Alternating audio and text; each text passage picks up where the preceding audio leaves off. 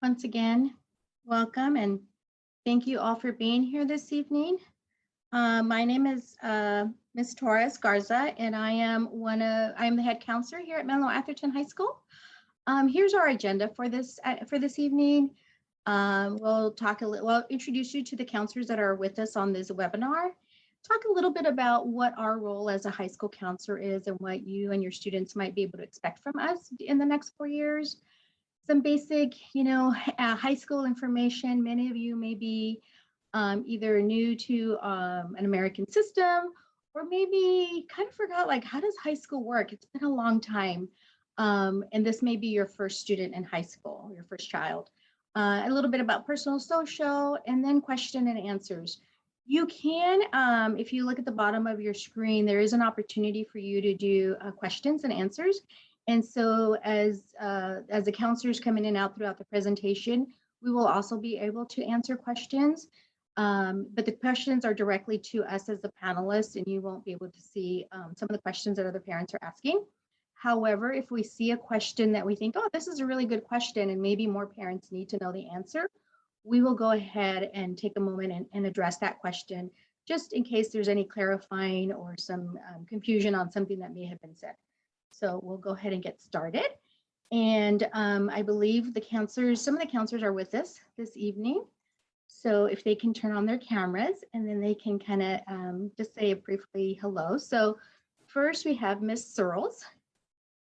Hi everyone, I'm Erica Searles. I work with 9th grade students with last names A through CAL.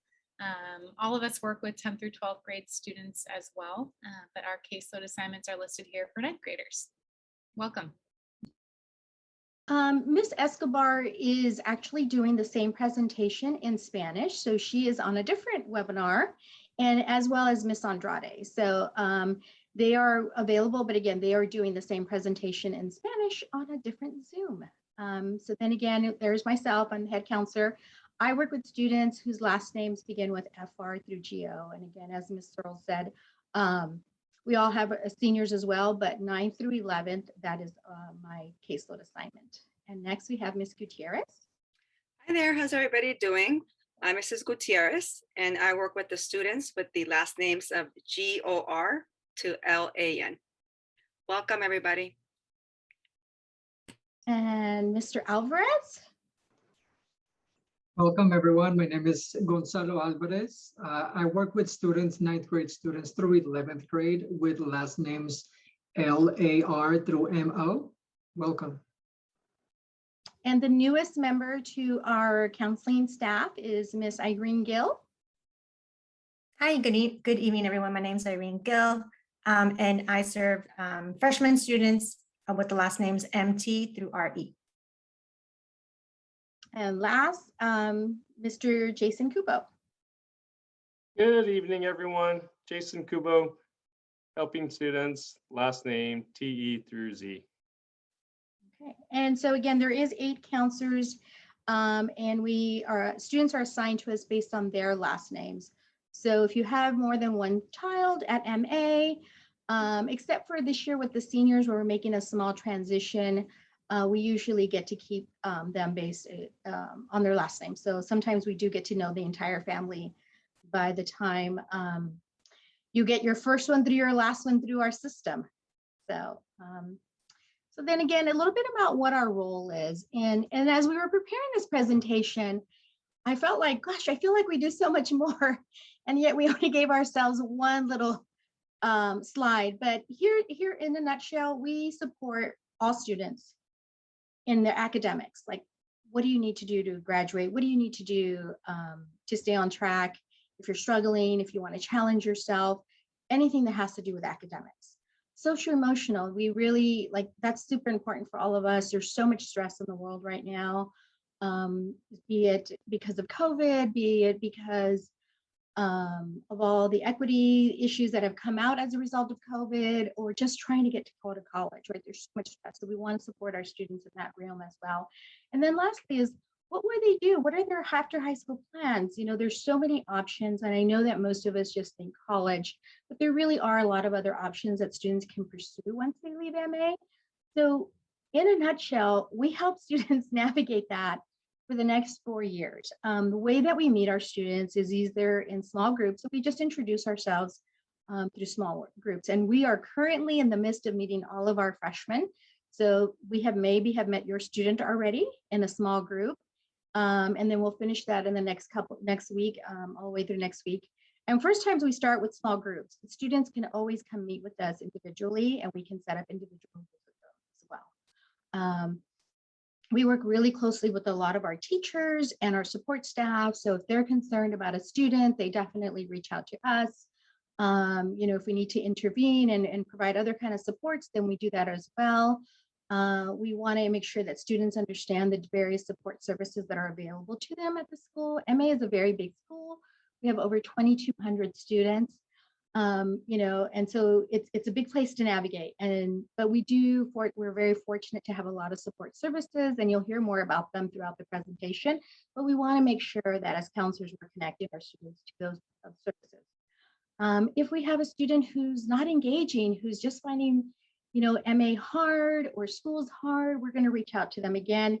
That can come out like a teacher can refer them to us. You as a parent can refer, say, I'm really worried about my student. And then, sometimes we just look at grades and we might say, hey, this student really isn't engaging with school, and what can we do to support them? And every now and then, students or parents and teachers say, let's have a meeting. Let's talk about what's happening. And so then we help facilitate that as well. So in a nutshell, we do a lot of this. But again, when I'm like, God, well, how can we tell them everything that we do? But here it is in a nutshell. And really, we're just here to support your students for the next 4 years as best as we can. Here's a sample of what we talk about freshmen in particular. So we make it a point to meet with them at least 3 times during their 9th grade. And like I said, we are in the middle of meeting with all of our 9th graders, introducing ourselves, just getting, expressing to them what our role is and how we're here to support them, the importance of building relationships with their teachers and with us, self-advocacy, like how can they connect with teachers if they're absent, what do they need to do, and things of that nature. Again, talking a little bit about the resources that are available at MA. Definitely understanding that in order to graduate from Menlo-Atherton, there are some requirements. We will go over that information with them as well. In the spring, we'll really focus in on selecting classes for their sophomore year, but really kind of planning for the next 3 years as well, right? Because it's kind of like, depending on how they do 9th grade, then there's that projection of 10th grade and so forth. And during that process, we're always talking about, what do you want to do after high school?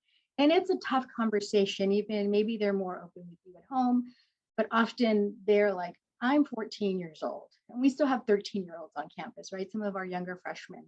And they look at us with just bewildered eyes, like, I have no idea. The concept of being 18 and going off to college is really kind of scary and daunting. But again, we start planting that seeds from 9th grade so that as they continue, they're like, oh yeah, you have asked me this question before. And always talking about the choices and the decisions they make now in high school and in 9th grade, the more options, hopefully if they make good decisions, that's relative to what we as adults think are good decisions, then they'll have more opportunities for their future. So again, always keeping these kinds of things in mind when we meet with students. And now I'm going to turn it over to Ms. Searles. All right, thank you, Ms. Torres. So our school year is broken up into 2 semesters. So we're currently in the first quarter of the first semester. We assign grades by the semester. There's a few exceptions where we assign quarter grades, and we'll get to those soon.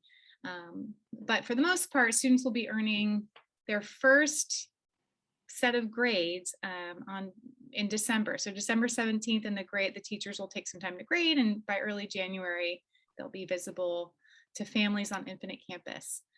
Then the second semester runs January 4th through June 2nd. And you are able to monitor your students' grades regardless if it's a semester, the beginning of the semester, end of semester, middle of the quarter. You can always check them on Canvas. The ongoing grades are available and updated by teachers as often as they update, as often as they put in assignments and test scores. And if you have any trouble logging onto Canvas, reach out to your counselor. We can help get you connected. But all the students' classes are listed on there, and you can see specific assignment and details and all that good stuff. So we have progress and quarter grades submitted every 6 weeks. So we actually just had our first progress grades submitted. If you log on to Infinite Campus, and there's a parent portal for that too, you can see the official progress grades. So progress grades are not going to go on the official transcript. They're just meant to inform families and counselors also about how the student's progressing in the class. Some teachers, if there is no grade in that class for the progress report, that's a good sign. That usually means they're doing just fine. Teachers are required to report D and F grades on the progress report. So that's all on Infinite Campus. We're not mailing any grades home. So just be aware that finals week is December 13th through 16th. Every year we have a handful, or maybe more than a handful, of students who decide to leave early, either for a family trip or whatnot. And it's really important that students are on campus for finals week. It is difficult to make up a final, and it's also their first experience having high school finals. So we take it very seriously, and we give that message to them as well. So just please be sure your student is on campus, if able, on December 13th through 16th. Okay. Let me see. Ms. Torres, you might, thank you. Okay, so earlier I was saying our school year is broken into semesters and students can earn credits for each class. So typically a student earns 5 credits per class per semester if they pass the class. So that's a grade of D or higher. So A, B, C, or D, students will earn 5 credits per semester. Meaning with 2 semesters, they earn about 10 credit, well, not about, they definitely earn 10 credits per year if they pass for both semesters for the full year. So a lot of our students take 60 or earn 60 credits because they're in 6 classes. Some freshmen are in 7 classes and they earn 70 credits per year. Ultimately, the goal is to get to 220. If students take 6 classes a year and pass all the semesters, they'll graduate with 240 credits. So there's some wiggle room in there, and there's no need to push in 7 classes. It's just an opportunity that benefits some students in certain situations. So freshmen are actually going to be earning their first official grades on their transcript at the quarter. So that ends October 8th. And those grades will be in PE and life skills. So they're currently enrolled in those classes, and they'll earn 2.5 credits. Those, like I was mentioning earlier, some classes are not full semesters, and those are the 2 that freshmen are going to be coming up on October 8th. So PE, their first quarter, and life skills quarter, they'll be earning their first grades. And we're telling them this all in our freshman meetings too that are happening right now. Sports, we'll talk more about that too in this presentation, but students can earn 3.5 credits. They'll go in as elective credits at the end of each season. So any failed classes, which F grade, students get 0 credits. And if it's part of the requirements for graduation or part of requirements for whatever their post-secondary plans involve, if four-year college is a great example, if it's part of those requirements, we have options for students to remediate the grade. And we would work with the family and the student about their specific situation if that's the case. But that is a big part of our job, making sure no student gets missed if an F grade is earned. We come up with a plan and make sure they get on track. So the other thing, grades can be used as a prereq for advanced placement in classes. Math is kind of a good example because all of our students take at least 2 years of math. Let's say your student's a 9th grader in Algebra 1 right now, and they're doing really well and excited for geometry next year. Maybe Geometry Enriched would be something to consider. It's the advanced geometry class, and students are required to have a B+ in their algebra class in order to advance into Geometry Enriched. And there's also a teacher recommendation process too, but the goal would be to earn at least a B+ to meet that grade prereq. And the course selection handbook is linked right here if you want to look through all the classes we offer and see which ones have grade prerequisites.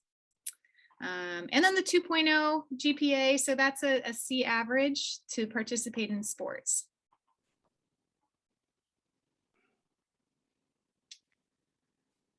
All right, so this is a chart of that lists the different subject areas, the MA graduation requirements, and then the UC CSU A through G eligibility. So that's basically four-year college. That last column is four-year college.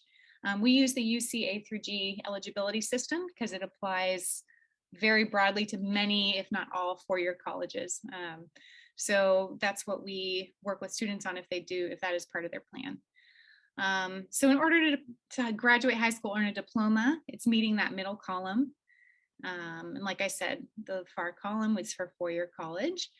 And let's see, just to go through a few social studies. So that's the history classes. We require that students pass 3.5 years. So that'll be their freshman year ethnic studies class.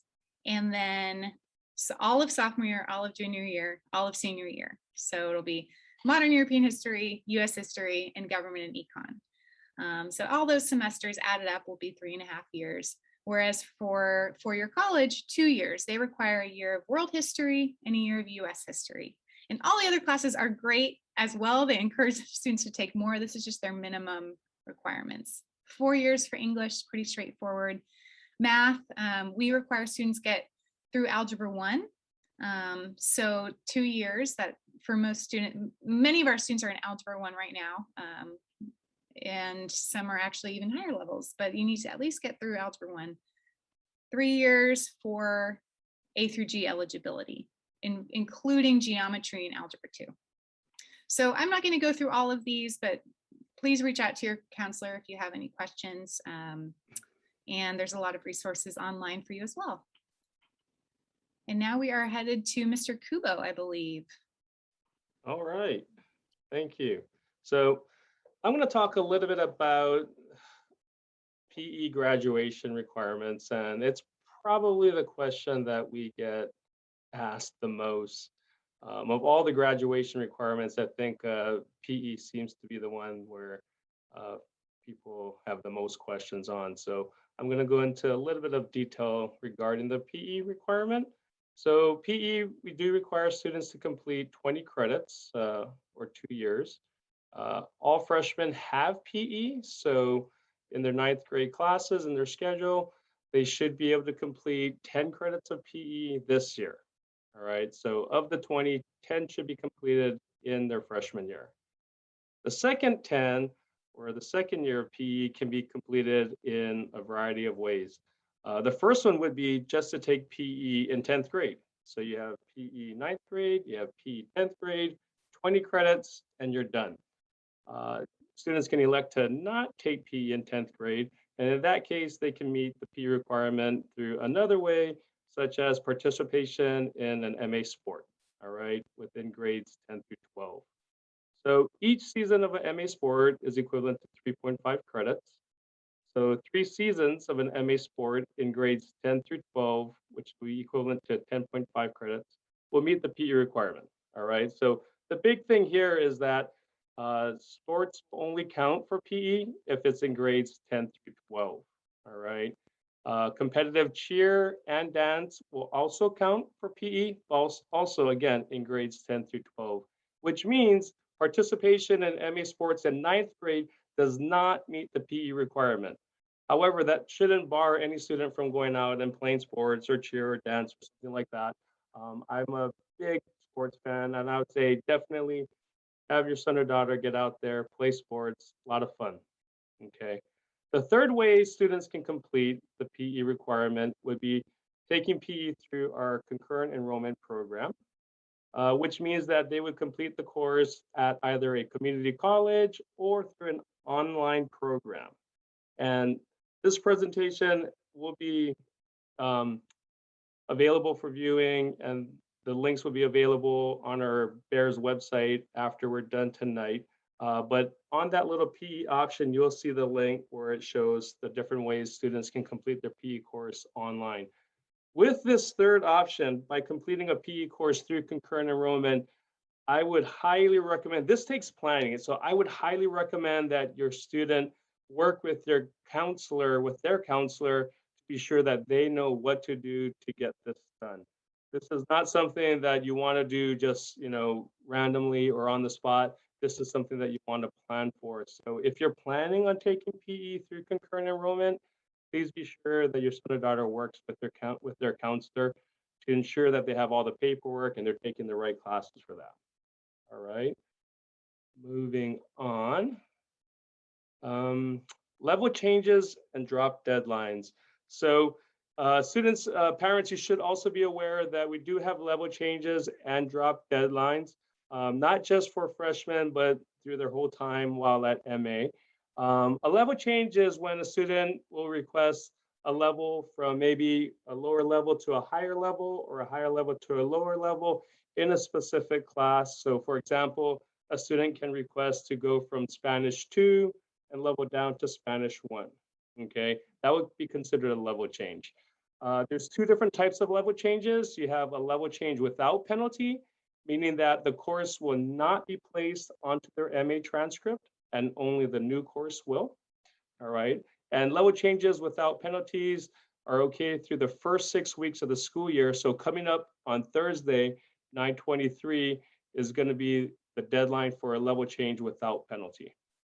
A level change with a penalty, where a student will be issued a WP or a WF on their transcript, as well as the course noted that they're moving out of will be on their transcript. So again, if there's, as an example, if they're moving from Spanish 2 to Spanish 1, Spanish 2 will be on their transcript and will be attached with a WP, meaning withdrawal passing at the time of the withdrawal, or withdrawal failing, where they were failing at the time of the withdrawal, okay? This, without penalty, level change, the deadline is October 15th. However, for freshmen only, this does not apply, where students are not going to be penalized if they would like to level change at the quarter. Okay, so freshmen only will not be penalized if they would like to make the level change at the quarter, which is 10/15. But from 10th, 11th, and 12th grade on, yes, we will issue a withdrawal WP or a withdrawal F if you do it at the quarter. All right. The next thing is dropping a class. So students may drop a class, but in most cases will not be replaced with another academic class or an elective class. Okay. The deadlines to drop a class without penalty, again, this Thursday, 9/23.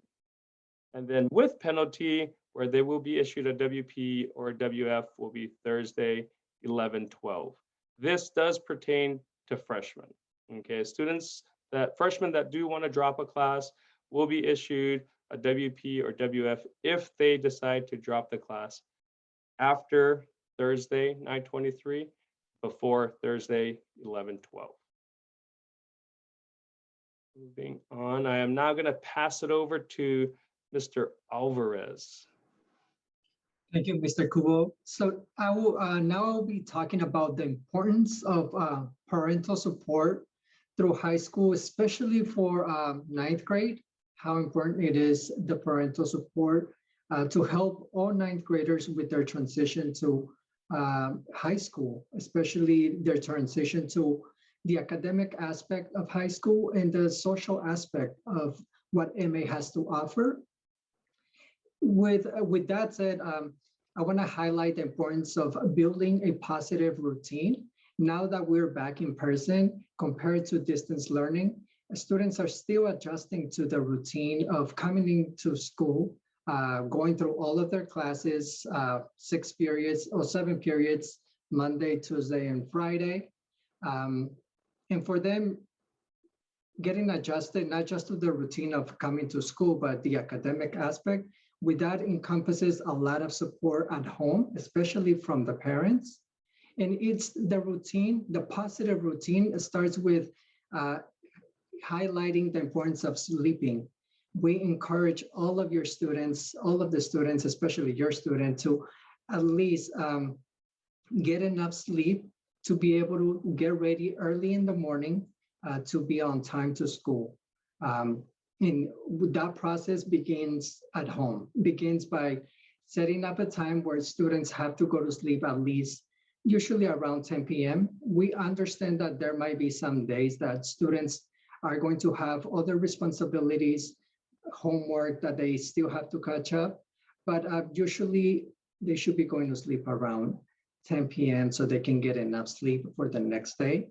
And that also, with the support of parents, we encourage to have healthy habits of putting the technology away, especially for their 9th grade year, especially their cell phones, turning off those cell phones if they're playing video games, if they're on their laptops, understanding the importance of shutting down and going to sleep early.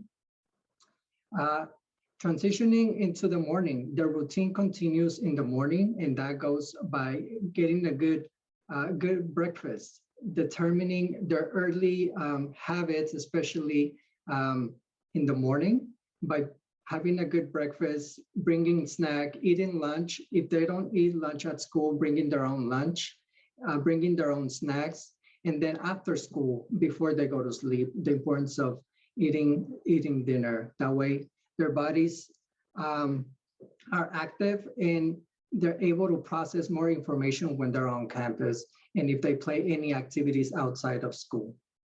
Parents, we encourage all parents to have constant communication with their students. You know your students better than we do. What works at home might be different of what works on campus. So having constant communication of going over their canvas, seeing their progress, their academic progress at least once a week. Parents do have access to their own Canvas portal, but at the same time, having that communication, checking in with your student on how are you doing in your classes? How's your homework going? Are you experiencing any challenges? And if they are, communicating with us, communicating with teachers to be able to work together as a team.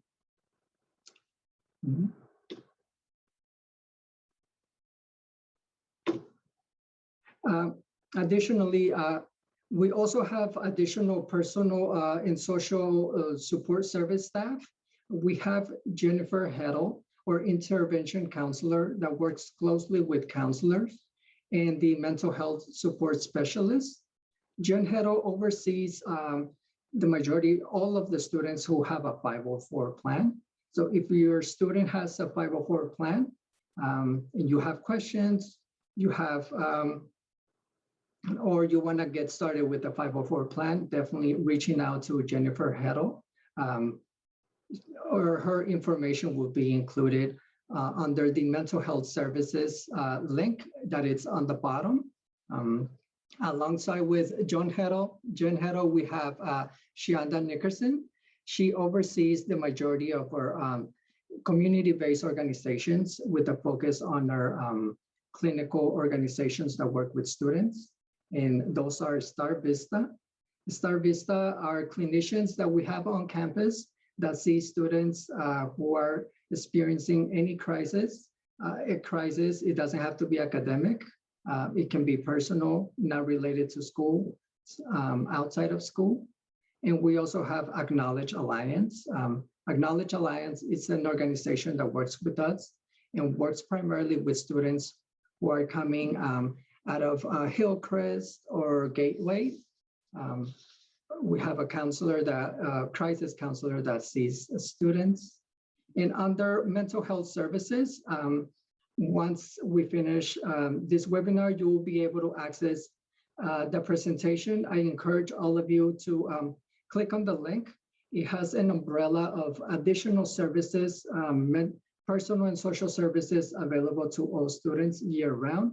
It's a live document, so it gets updated constantly.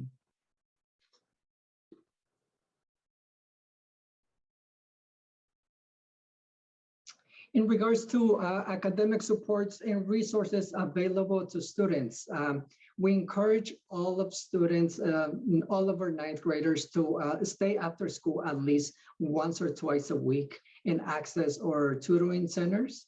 We have the tutoring center available Monday through Thursday from 3:15 to 4:30. We have a designated teacher that is that works in the tutoring center, especially for each subject. We have teachers that work in the subjects of science, a math teacher, social studies teacher, an English teacher. And if your student is taking a Spanish class, we have a Spanish teacher that helps students after school Monday through Wednesday. And the tutoring center is located in the F wing. We also have the writing center. So if your student needs help, not just in English, but if your student is taking science and needs help with the lab report or editing an essay for history, we encourage all students to access the writing center. And it's also run by our MA teachers, 3 of our MA English teachers.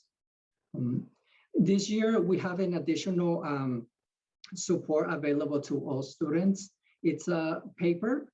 Paper is a 24/7 online tutoring service available to MA students.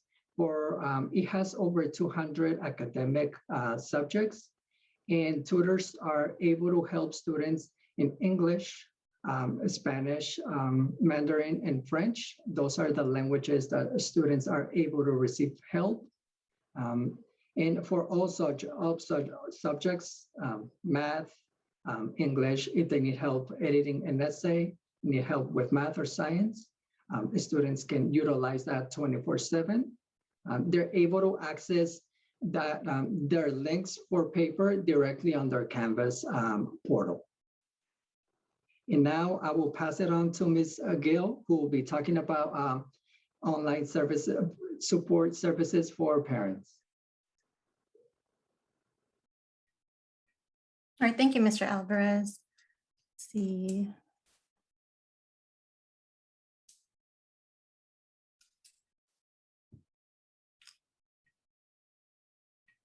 All right, Ms. Torres, I gave you the screen control, so.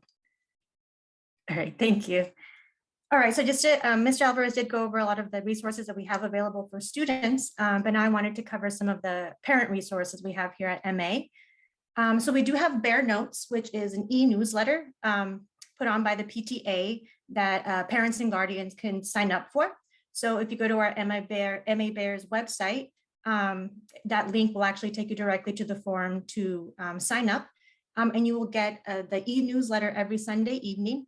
So that's going to include information about any deadlines coming up, events or activities that we're having at MA.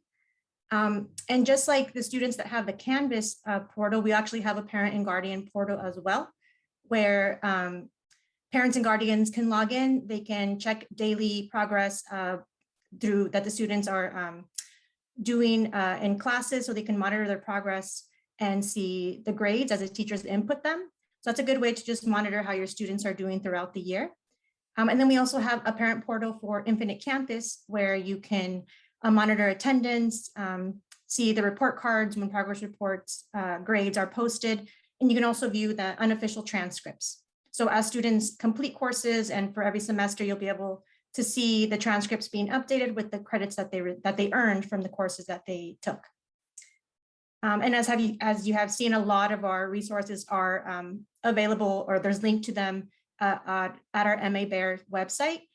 So it's being updated regularly. So it's definitely a great resources for guardians and parents and students as well. We'll have a calendar of events, information on athletics. Our counseling tab has a lot of resources, like has been mentioned, for our course catalog, so you can view all the courses that we offer here at MA. So it really is a great resource to look at. And then we also have the Parent Education Series, which is a program that provides education to parents, students, and teachers. So that has a lot of information on mental health, college planning. So you can also sign up by clicking on that link, and you can register for to get the information on the different webinars and presentations that are put on.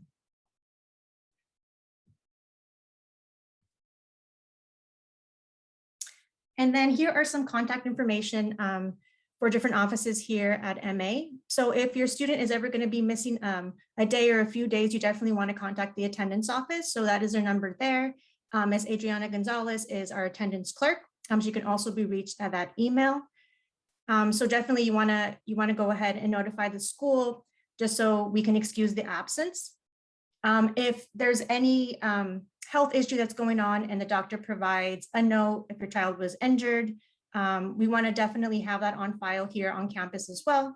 So you would want to provide that to our health office. So that's the Miss Tanya Eddington who takes care of all that, our health clerk. So there is her contact information, her phone number, and her email address as well. And then we also have our assistant vice principals, and we have a few here who deal with different things on campus. So we have our instructional vice principal, Miss Emily Rigatti. So she can help you with anything that has to do with instruction or courses that are offered here. And then we have our 9th and 10th grade assistant vice principals who deal with discipline, school climate concerns, and conflict mediation. So we have Mr. Nicholas Muse, who helps students or work with students with the alphabet with the last name A through L, and Tara Charles that covers the students with the last name M through Z.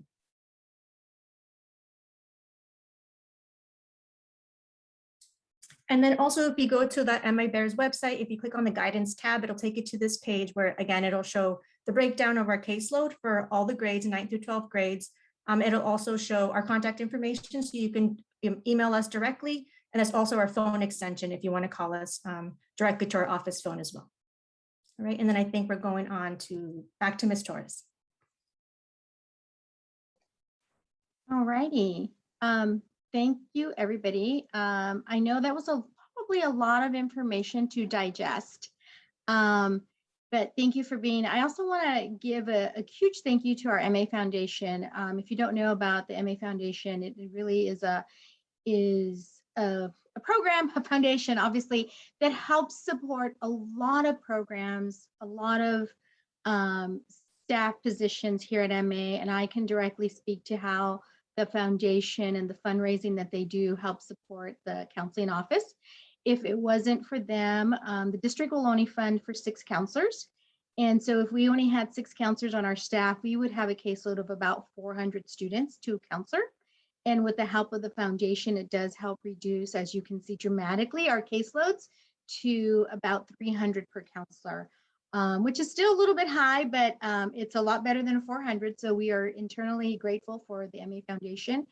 And again, there's a lot of programs that the foundation supports here at MA, but again, directly that impacts the work that we as counselors do every day. And I don't know if there's people, if they still had questions. Again, we have the counselors who are on available through the Q&A to ask questions. If you have any other questions, again, hopefully we just kind of gave you a brief introduction. There was some things about the courses for sophomore year. I know some of the counselors mentioned the importance of good grades. And so in January, we will be hosting another webinar for all families. And helping them pick classes, right? So it's understanding, okay, now as 8th graders, you kind of did that remotely from your middle school, but how do we do that now here at MA? So we'll initially meet with your students individually, and then we'll also do a webinar for parents and kind of explain to them what they should be looking for next year. So again, thank you very much. If you have questions in the queue, please feel free to keep asking them. Otherwise, thank you so much for being with us this evening. We truly appreciate it, and feel free to reach out to us at any point. Thank you so much.